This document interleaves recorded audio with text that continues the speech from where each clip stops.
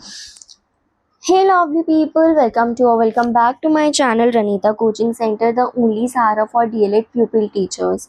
इस वीडियो में हम करने वाले हैं MP DLED के मोस्ट इम्पॉर्टेंट डेफिनेशंस। ये वन शॉट रहेगा, आपके पूरे सिलेबस की कुछ डेफिनेशन, इम्पॉर्टेंट डेफिनेशन जो है वो कवर करेंगे हम इस वीडियो में, सो डैट आप लोगों को एज आपको डेफिनेशंस लिखने को दी ही जाएगी, इनमें से कुछ भी आपके पास कोई भी कैसे भी टाइप का क्वेश्चन आए, आप उसमें सबसे पहले उससे रिलेटेड डेफिनेशंस लिखोगे, उसके बाद जो क्वेश्चन में पूछा गया है वो कवर करोगे।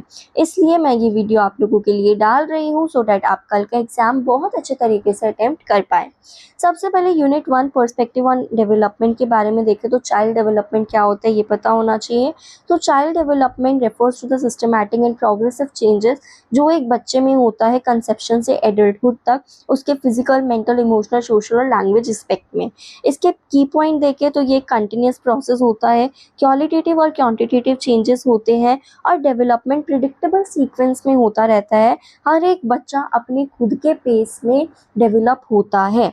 एजुकेशनल इम्पोर्टेंस क्या है इसकी कि चाइल्ड डेवलपमेंट समझ कर टीचर जो है वो लर्निंग एक्सपीरियंस को प्लान कर पाएगी according to the children's need and abilities and interest. Next we have growth. Growth क्या होता है? ग्रोथ से ये समझ लो क्वांटिटेटिव जो चेंजेस हो रहे हैं, जिसमें हम क्या वो कर पा रहे, काउंट मेजर कर पाते हैं, देख पाते हैं उन चेंजेस को। जैसे कि फिजिकल साइज बढ़ रहा है, height, weight, structure of the body. इसके कैरेक्टरिस्टिक देखें तो ये क्वांटिटेटिव होता है, मेजर कर सकते हैं डायरेक्टली, और ये लिमिटेड होता है फिजिकल चेंजेस से। फॉर एग्जांपल बच्चे की जब हाइट बढ़ती है तो उसकी ग्रोथ हो रही है।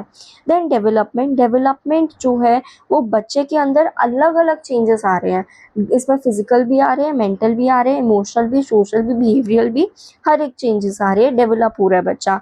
तो ये दोनों ही क्वालिटेटिव और क्वांटिटेटिव है, कंटिन्यूस प्रोसेस है, ये लाइफ लॉन्ग प्रोसेस है और इससे मैच्योर होता है बच्चा। तो एक जैसे एक बच्चा जो है वो प्रॉब्लम सॉल्विंग स्किल उसमें आ रही है, तो इसमें भी हम कह सकते हैं कि बच्चा डेवलप हो रहा है, बच्चे की डेवलपमेंट हो रही है। Then we have maturity. Maturity natural unfolding है इनहेरिट ट्रेट्स का और एबिलिटीज़ का, जो एक बच्चे को या एक इंडिविजुअल को एक फंक्शन करने के लिए तैयार कर देता है। ठीक है, फॉर एग्जांपल एक बच्चा चलने लगता है जब उसके मसल्स और नर्वस सिस्टम मैच्योर होते हैं। एक बच्चा अच्छे से रीजनिंग कर पाता है जब उसका माइंड डेवलप होता है। सो इसकी इम्पोर्टेंस है कि ये बहुत ज़्यादा इफ़ेक्टिव लर्निंग जो है वो बहुत इफ़ेक्टिव बन जाती है जब बच्चा एक रिक्वायर्ड लेवल ऑफ मैच्योरिटी तक पहुंच जाता है। देन ह्यूमैनिस्टिक साइकोलॉजी एक साइकोलॉजिकल अप्रोच है जो ह्यूमन के पोटेंशियल पर फोकस करती है, सेल्फ ग्रोथ पर, फिजिकल पर्सनल डेवलपमेंट और सेल्फ एक्चुअलाइजेशन पर। इसके फीचर्स देखें तो ये फ्री विल पर एम्फेसाइज करती है, पॉजिटिव क्वालिटी पर फोकस करती है और बिलीव करती है in self development. Inclusive education which is most important, ये कल के पेपर में पूछा ही जाएगा इसमें से कुछ ना कुछ।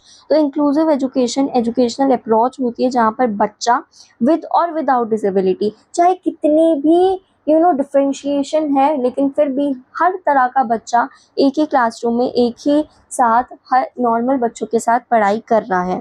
इसके ऑब्जेक्टिव है कि इक्वल अपॉर्चुनिटी मिले सबको, सोशल इंक्लूजन हो, रिस्पेक्ट हो डाइवर्सिटी की, और जितनी भी तरह के डिस्क्रिमिनेशन है सोसाइटी में वो सब रिमूव हो जाए।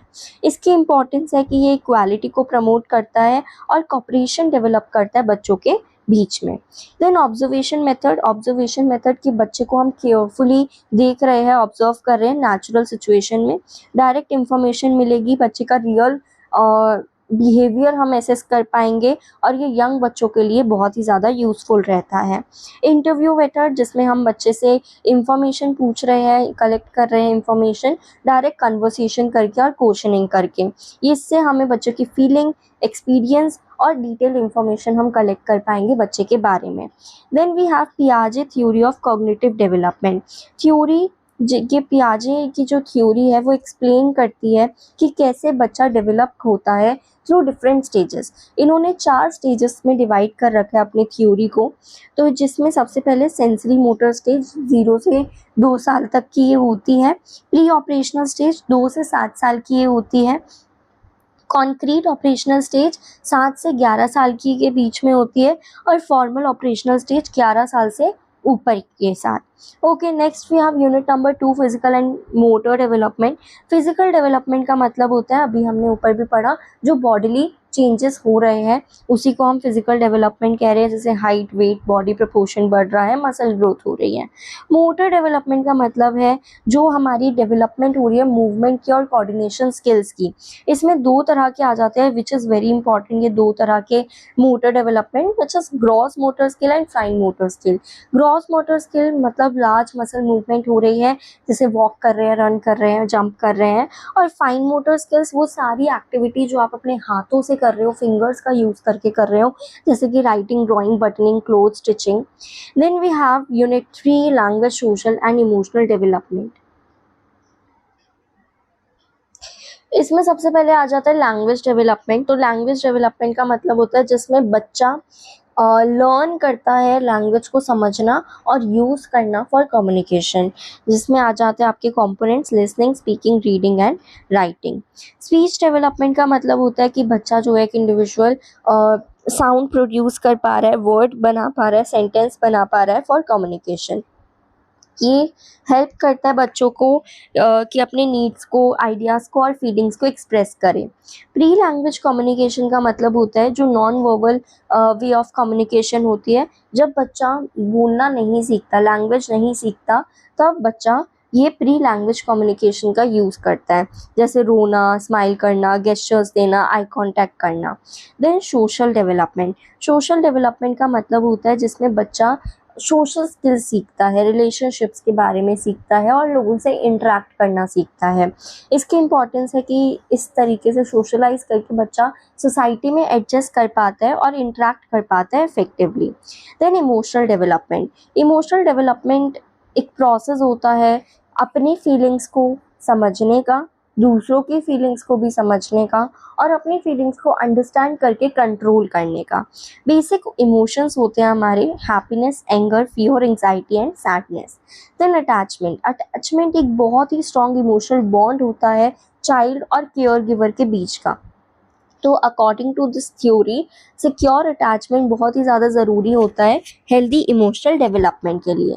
Then we have unit number 4, context of socialisation. Socialisation से भी आपके डेफिनेशन आएगा ही आएगा, तो इसको अच्छे से प्रिपेयर कर लेना।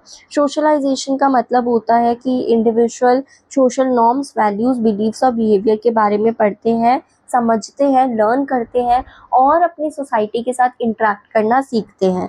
एजेंट्स जो होते हैं सोशलाइजेशन के, वो आपकी सबसे पहले तो फैमिली होता है, फिर school, peer, community, media, neighbourhood, ये सारी चीज़ें। और ये बच्चे को हेल्प करती है कि बच्चा एक रिस्पॉन्सिबल मेंबर ऑफ सोसाइटी बने।